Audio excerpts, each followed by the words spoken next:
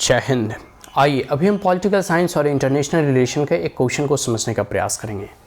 अभी जो है यह 1989 का प्रश्न है और ये 1989 के प्रश्न का पेपर 2 है, क्वेश्चन नंबर 1 है सेक्शन बी।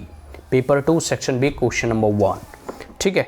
तो बहुत ही इंपॉर्टेंट क्वेश्चन है और इस क्वेश्चन में जो है 4 प्रश्न दिए हुए हैं। मतलब क्वेश्चन नंबर 1 में जो है A, B, C and D करके 4 प्रश्न हैं। इन्हीं 4 प्रश्नों में हमें 3 प्रश्नों के जो है उत्तर देने हैं, ठीक है, और 200 शब्दों की शब्द सीमा के अंतर्गत। तो इसके आगे हम लोग देखिए पढ़ते हैं कि comment on any 3 of the following. हमें किन्हीं 3 जो है प्रश्नों के उत्तर के ऊपर कमेंट करना है एंड अबाउट 200 वर्ड्स इच, 200 शब्दों की शब्द सीमा के अंतर्गत, ठीक है। तो आइए पढ़ते हैं question number 1A, the problem of Cambodia. The problem of Cambodia. देखो कंबोडिया के क्या प्रॉब्लम है, ठीक है। कंबोडिया क्राइसिस क्या था, ये एक हिस्टोरिकल इवेंट है, ठीक है। इसके बारे में आप लोगों को मालूम ही है। इसको अगर नहीं मालूम है तो बस आप जो है गूगल करें, आपको जो है इसका आंसर मिल जाएगा। बड़ा ही ईजी क्वेश्चन है, इसमें कुछ समझने वाली है नहीं। ये चारों के चारों प्रश्न ही ईजी हैं। तो क्वेश्चन नंबर 1A हो गया। क्वेश्चन नंबर 1B देखिए, डेब्ट problem of the third world countries. डेब्ट मतलब होता है कर्ज। अब तीसरी दुनिया के लोगों के ऊपर जो है ना कर्ज का जो प्रॉब्लम है, ये अपने आप में एक बहुत बड़ा प्रॉब्लम है। अब जैसे हमने तो आज़ादी हासिल कर ली, सभी देशों ने आज़ादी हासिल कर ली, जो थर्ड वर्ल्ड की कंट्री थे वो सभी ने जो है आज़ादी हासिल कर ली। स्वतंत्रता अंग्रेज़ों से, फ्रेंच से, पुर्तगीज से, डच से, सब लोग जो है जिस के भी गुलाम थे उसको वहाँ से भगाया और अपने देश को स्वतंत्र कर लिया। लेकिन आर्थिक उन्नति और प्रगति के लिए अभी भी हम मल्टीलैटरल और मल्टीनेशनल इंस्टीट्यूशन के ऊपर डिपेंडेंट हैं। और धीरे धीरे हुआ क्या कि हमने तो कॉलोनी को हटा दिया, लेकिन एक न्यू कॉलोनियलिज्म आ गया, जो भले ही आपके देश पर सेना के माध्यम से कब्जा ना करता हो, लेकिन आर्थिक दृष्टिकोण से और ऐसी वैश्विक संस्थाएं, चाहे WTO हो गया, MF हो गया, UN हो गया, इन सब संस्थाओं के माध्यम से इनडायरेक्टली आपको फिर से वो गुलाम बनाने का प्रयास कर रहा है, या फिर अपनी डिक्टेट इन अंतर्राष्ट्रीय कह सकते हो कि संस्थानों के माध्यम से वो चलाने का प्रयास कर रहा है। जैसे फॉर एन एग्जांपल आप ले लो कि 1991 में जब भारत में पेमेंट क्राइसिस हुआ, ठीक है, बैलेंस ऑफ पेमेंट क्राइसिस हुआ, तो उस वक्त हम पर कुछ रिफॉर्म थोपे गए। इस बात को याद रखना कि आप जब तक यह रिफॉर्म नहीं करोगे तब तक आपको लोन नहीं दिया जाएगा। तो ये तो मल्टीलैटरल इंस्टीट्यूशन और बड़े बड़े कह सकते हो संस्था का है। दूसरा है कि बहुत एक राष्ट्र जो संपन्नशाली राष्ट्र हैं, वो दूसरे राष्ट्रों को जो है कैसे, एक प्रकार से कह सकते हैं हनी ट्रैप कहो तो बेटर होगा, डेब्ट ट्रैप नहीं, ठीक है। मतलब कर्ज के जाल में कैसे फंसाते हैं, आइए आपको हम एग्जांपल बताते हैं। अब जैसे देखो चाइना जो है वो श्रीलंका को जो है बहुत कर्ज दिया, लोन दिया। ये कभी अमेरिका भी किया करता था और कर्ज दिया, लोन दिया। अब जो है ये फिर श्रीलंका नहीं चुका पा रहा है, और नहीं चुका पाने की स्थिति में श्रीलंका से जो है चाइना ने बोला ये जो पोर्ट है ना तुम्हारा बंदरगाह, हबन टोटा पोर्ट, ये हमको दे दो, ठीक है, हम इसको चलाएंगे। अब उसको देना पड़ा। तो इस प्रकार से जाल में फंसाता है, पहले कर्ज देता है, जाल में फंसाता है, और फिर उसके कोई भूभाग को, कोई खदान को, कोई माइनिंग को, कोई माइंस को ले लेता है, कोई बंदरगाह ले लेता है, कोई एयरपोर्ट ले लेता है। बात समझ में आया कि नहीं? तो ये एक प्रकार से ये ट्रैप बिछाते हैं। और चाइना सिर्फ श्रीलंका में नहीं कर रहा, म्यांमार हो गया, इधर आपका कई ऐसे अफ्रीकन नेशन है, इसमें कर रहा है। तो इस प्रकार की उनकी जो है कह सकते हैं उनकी जाल फैलाने का प्रयास किया जा रहा है। तो जितने भी रिच कंट्रीज़ हैं, खास करके चाइना हो गया, अमेरिका हो गया, ये सब जो है इस प्रकार की ट्रैप जो है फंसाते हैं, फैलाते हैं, ठीक है।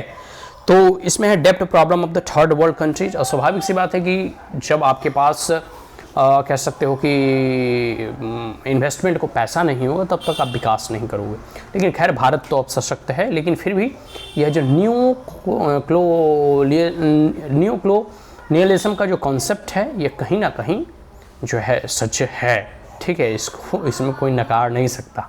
और ये डायरेक्टली नहीं बल्कि UN के माध्यम से, IMF के माध्यम से, वर्ल्ड बैंक के माध्यम से आप पर इनडायरेक्टली जो है। अब जैसे तो कई बार कहा जाता है ना कि अमेरिका वगैरह, पता है भारत से क्यों रूठा रहता है? अमेरिका कहता है कि आप भाई जो दूध वगैरह है उस पर आप जो है इंपोर्ट ड्यूटी हटाओ।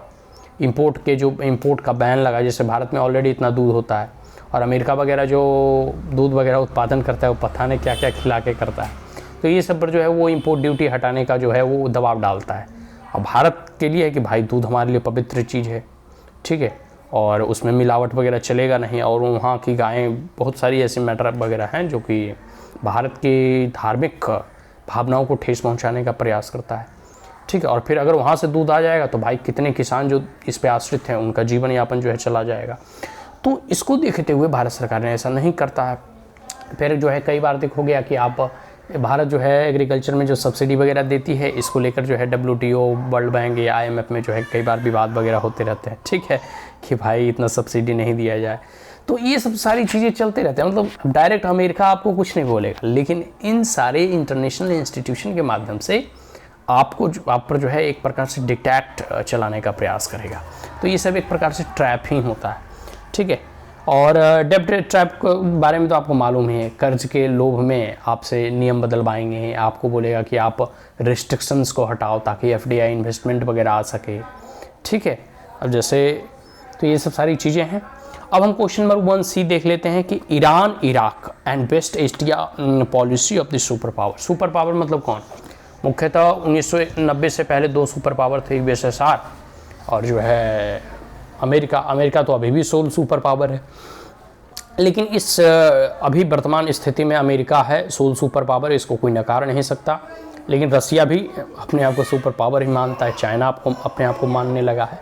तो ये सब ऐसे देश हैं, इन सब देशों की फॉरेन पॉलिसी होती है, जैसे भारत की भी विदेश नीति होती है, लेकिन इन सब देशों की फॉरेन पॉलिसी बहुत ही कह सकते हो प्रभावशाली होता है, जैसे खास करके अमेरिका का फॉरेन पॉलिसी।